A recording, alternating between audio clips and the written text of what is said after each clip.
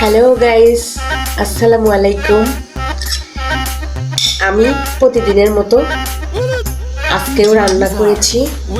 এটা হচ্ছে আলু ভাজি। তো আলু ভাজিতে দেখি লবণ কেমন হয়েছে। বিসমিল্লাহ।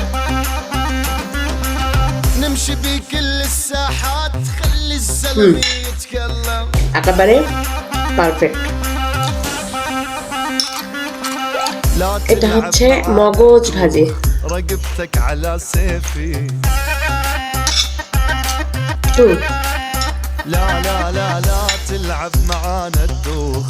এটাতেও লবণ পারফেক্ট। তো কথা হচ্ছে প্রতিদিনই কিন্তু আমার তরকারিতে লবণ পারফেক্ট হয়, কিন্তু খাওয়ার পরে গিয়ে প্রত্যেকটা তরকারিতে লবণ বেশি হয়। এটার কারণ কি?